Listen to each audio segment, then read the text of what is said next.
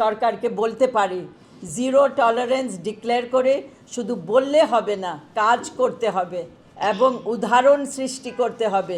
পাড়ার মধ্যে যে একটা বন্ধন ছিল যে এটা আমার পাড়ার বাচ্চা, আমার দায়িত্ব, আমি তাকে বাঁচাবো, সেটা আমাদেরকে ফিরে আনতে হবে কোনো মতে। যে বন্ধন যেটাকে বলে সোশ্যাল ফ্যাব্রিক একদম নষ্ট হয়ে গেছে। আমরা আমাদের প্রতিবেশীদের চিনি না।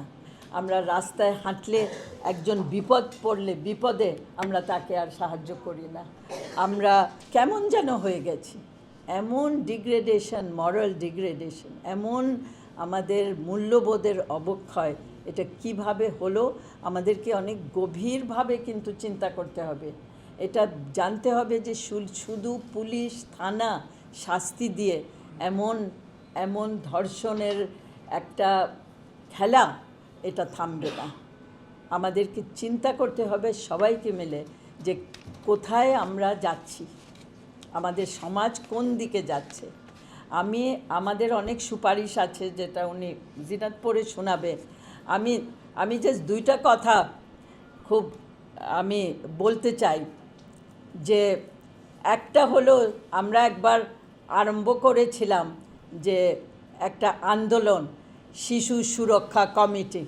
আমাদের যে পাড়ার মধ্যে যে একটা বন্ধন ছিল যে এটা আমার পাড়ার বাচ্চা, আমার দায়িত্ব, আমি তাকে বাঁচাবো, সেটা আমাদেরকে ফিরে আনতে হবে কোনো মতে।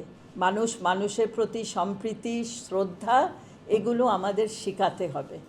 আরেকটা সরকারকে আমি বলি যে এমন একটা হুঙ্কার দিয়ে বলতে হবে যে আরেকজন শিশুর গায়ে যদি কেউ হাত পর্যন্ত দেয় তার শাস্তি আছে, তার নিস্তার নাই, সে কোনো মতে বাঁচবে না। সেটা কি আমরা করতে পারি? সরকারকে বলতে পারি জিরো টলারেন্স ডিক্লেয়ার করে শুধু বললে হবে না, কাজ করতে হবে এবং উদাহরণ সৃষ্টি করতে হবে যে কোনো ধর্ষক যেন বেঁচে না যায় আরেক শিশুকে ধর্ষণ করে মৃত্যু এবং এই রকমের ঘটনা ঘটিয়ে। মানে কি বলবো, আমাদের ঘুম নাই, আমাদের চোখের পানির শেষ নাই। আমাদের বাচ্চারা কেন এই কষ্ট পাচ্ছে, কেন এই অবস্থা আমাদের আজকে বাংলাদেশের বাচ্চাদের, এটার কোনো উত্তর আছে? নাই। আপনাদের কাছে নাই, আমাদের কাছে নাই। আমাদের শুধু অনুরোধ আপনাদের কাছে একটাই, যে আপনারা যে রিপোর্ট করবেন যে এই যে জেলে ধরে একজনকে নিয়ে যায়, এটা ফলো আপ কি, তার কি কোনো শাস্তি হলো না সে বেলে বেরিয়ে গেল? আমরা জরিপ করে দেখেছি 6 মাসের মধ্যে 75-70% আসামি বেলে চলে যায়, যদিও এটা নন বেলেবল অফেন্স। আমি আমার সাংবাদিক ভাই ও বোনদেরকে বলবো যে আপনারা অন্তত 3 মাস অন্তর ওই একটা কেস ধরে আপনারা একটা আমাদের সামনে দেখাবেন যে না ওই কেসের এখন এই অবস্থা।